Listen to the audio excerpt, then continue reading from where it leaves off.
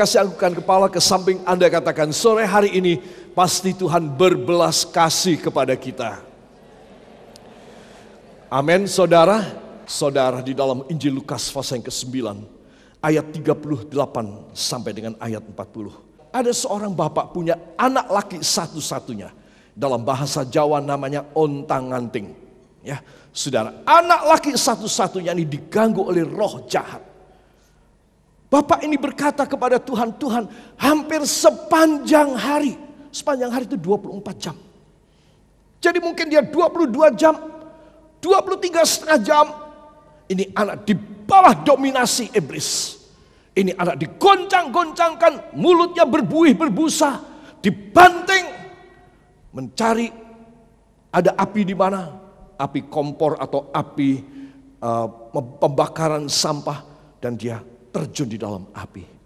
Dia keluar cari air, terjun dalam kolam air. Badannya beluduk tidak karuan, rusak semuanya. Saudara, bapak ini berkata, kalau aku bisa mengambil alih penyakit anakku, aku rela yang ngalami. Jangan anakku ontang-anting ini yang ngalami. Anakku satu-satunya laki. Saudara, di sini kita melihat bapak ini susah, dia membawa anaknya kepada 12 murid. Kita tidak tahu waktu itu Yesus di mana. Tetapi 12 murid masing-masing menengking dalam nama Yesus. Setan tidak keluar. Akhirnya datanglah Yesus. Mendengar ribut-ribut begitu, ada apa yang terjadi? Kenapa? Memangnya kenapa yang terjadi? Dan bapak ini berkata, Guru, anakku laki satu-satunya disiksa oleh roh. Aku sudah membawa kepada 12 muridmu untuk mendoakan, tetapi mereka tidak bisa melepaskan roh itu. Saudara, dalam Injil Markus pasal yang ke-9, Yesus marah kepada murid-muridnya. Dan dia berkata, kamu ini generasi apa? Aku sudah bersama dengan kalian berdua belas sepanjang hari, sepanjang tahun. Dan engkau masih belum bisa mengalahkan setan. Bawa ke sini, kata Yesus. Yesus marah, dan ketika anak ini dibawa, dia dibantingkan oleh iblis. Dan Yesus berkata, keluar. Lalu roh iblis keluar. Ada satu kata yang indah sekali. Dalam Lukas 9 ayat yang ke-39.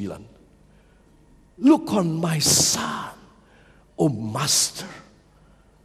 Tengoklah, menjenguklah anakku laki-laki. Bagaimana keadaannya? Aku minta engkau melihat Tuhan Yesus. Yesus bilang, bawa sini. Anak itu dibawa.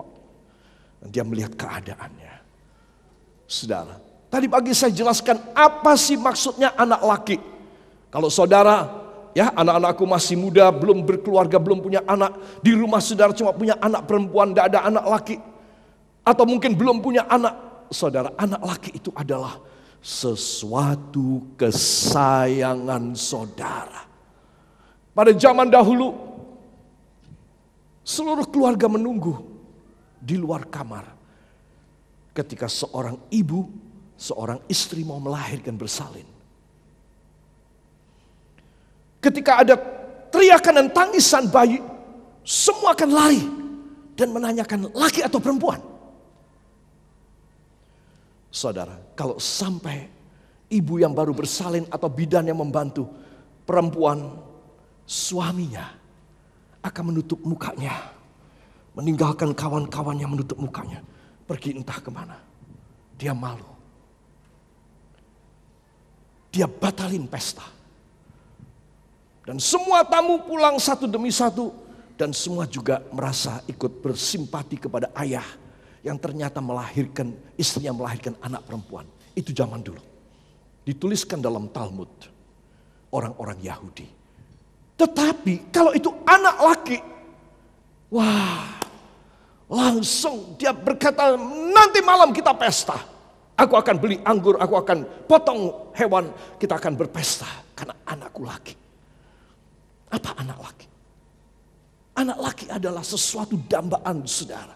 Entah cita-cita yang tinggi, entah itu sesuatu barang, sesuatu harta benda, entah itu sesuatu dealing perusahaan yang akan membawa manfaat dan untung yang besar bagi saudara. Anak laki-laki adalah kesayangan saudara, hobi saudara. Boleh dibilang separuh nyawa saudara. Saudara, apakah anak laki-laki saudara sedang menderita, sedang diganggu oleh iblis?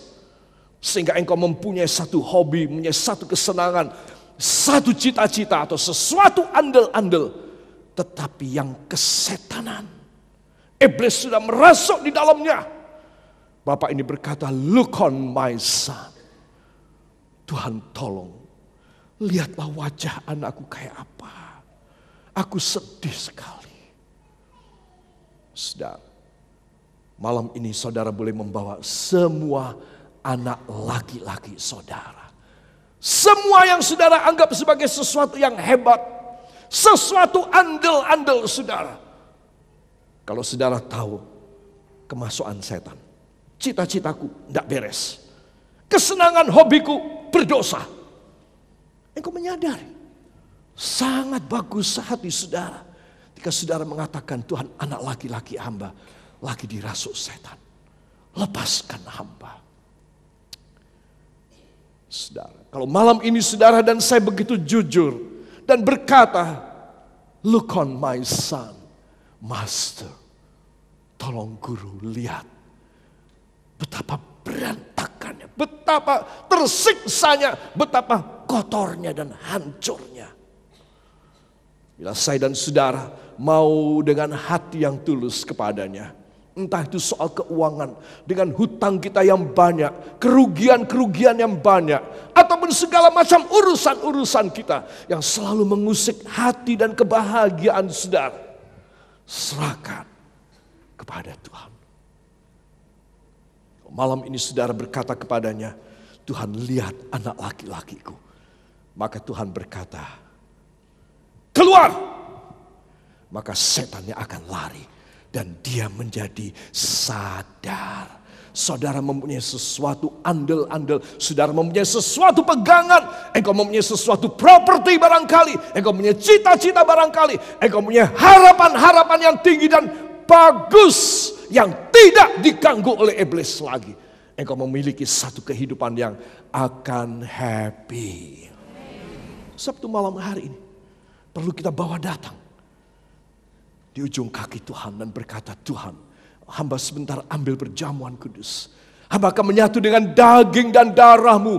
Hamba percaya segala macam setan yang mengganggu anak laki-lakiku akan engkau habisin semuanya. Ketika aku berseru dan berteriak minta tolong, engkau menjenguk dan engkau mengangkat aku kembali. Haleluya. Saudara, itu sebab saya ingin mengajak, jangan pulang dengan keadaan saudara yang negatif. Dengan kesedihan hati saudara, dengan broken heart saudara, dengan dendam kesumat saudara, dengan segala macam pikiran-pikiran setani dalam hidup saudara. Jangan pulang bawa lagi. Serahkan kepadanya malam hari ini. Tubuh dan darah Yesus akan menyucikan saya dan saudara 100% sama sekali daripada setiap keadaan, supaya Anda dan saya boleh memiliki kemuliaan Tuhan. Amin. Para kekasih, dalam Yesaya 38 ayat 16, ayat yang luar biasa. Mari kita akan baca. 1, 2. Ya Tuhan, karena inilah hatiku mengharapkan Engkau. Tenangkanlah rohku, buatlah aku sehat, buatlah aku sembuh. Amin. Ya Tuhan, ya Tuhan, cepat tolong kepadaku. Karena hal inilah aku berseru, aku mengharap kepadamu. Hal apa yang saya ceritakan tadi tentang anak laki-laki kita. Anak-anakku yang masih muda yang belum berkeluarga, pasti kalian belum punya anak. Tetapi kalian barangkali sudah punya anak laki-laki yang menjadi cita-citamu, menjadi obsesimu, menjadi andal-andalmu. Saudara, ayo serahkan pada Tuhan. Karena inilah, karena anak laki-lakiku yang tersiksa inilah, aku berseru, aku menaruh harap kepadamu. Amin. Apa resolusi dan solusi Allah? Yesaya mengatakan, tenangkanlah rohku. Katakan, ya Tuhan, tenangkanlah roh saya. Buatlah saya sehat. Buatlah saya sembuh. Amin. Jadi di sini kita melihat tentang roh, jiwa, dan badan. Kita harus mempersembahkan hidup kita. Kalau ada sesuatu soal uang, wah kita langsung aja. Kita sangat peka dan sensitif. Ya saudara, kita punya sensor. Kalau mengenai soal uang tinggal sedikit. Atau uang kita bagaimana, hilang. Wah sudah kelabakan tidak karuan. Apakah saudara memikirkan tentang jiwa dan roh saudara? Itu sebab di dalam Yesaya dikatakan, tenangkanlah rohku. Katakan, ya Tuhan Yesus, tenangkanlah roh saya. Buatlah saya sehat. Buatlah saya sembuh. Dalam nama Yesus. Yang percaya ucapkan terima kasih kepadanya. Terima kasih Tuhan. Kalau bukan kepadamu, roh dan jiwa kami akan tersiksa seperti anak laki-laki itu. Tetapi karena Engkau, kami boleh mendapat kelepasan hanya di dalam nama Tuhan Yesus Kristus, Juru Selamat dan Penebus kami. Dan kita yang percaya mengaminkan. Amin. Beri tepuk tangan yang baik bagi Dia. Haleluya. Engkau harus yakin, Tuhan, saya mendengar, saya imani, saya menanti dari Engkau. Amin. Saudara harus yakin. Kemerungsung adalah roh iblis. Tidak tenang rohnya adalah karena iblis yang membuat. Itu sebab Anda dan saya harus meminta cepat Tuhan. Aku berseru dari dalam tubir yang, dari jurang yang dalam. Aku berseru cepat tolong. Ya, saudara, kalau roh sudah sembuh, katakan, bila roh saya disembuhkan, maka saya akan sehat. Dan badan saya sembuh. Amin. Ya, banyak penyakit itu obatnya cuma roh dari orang ini sudah waras, sudah sembuh, sudah oke dan normal kembali. Maka badannya oke. Ya, saudara, coba kalau saudara rohnya goncang ataupun sudah mendengar berita yang menyedihkan, ataupun saudara tahu ada sesuatu kejadian yang prahara dalam hidup saudara atau keuangan saudara, roh saudara tidak tenang, gampang kena penyakit, gampang. Ya, sebab Anda dan saya angkat dua tangan saudara. Ya Tuhan Yesus, malam hari ini tenangkan roh saya. Biarlah korban-Mu menyatu dengan tubuh darah saya, menyegarkan dan menyehatkan saya, menyembuhkan penyakit saya demi nama Yesus. Bukan oleh obat, bukan dengan dokter, tetapi dengan perjamuan kudus saya disembuhkan karena roh saya tenang. Ucapkan terima kasih sekali lagi. Terima kasih Bapa, Engkau luar biasa. Engkau luar biasa.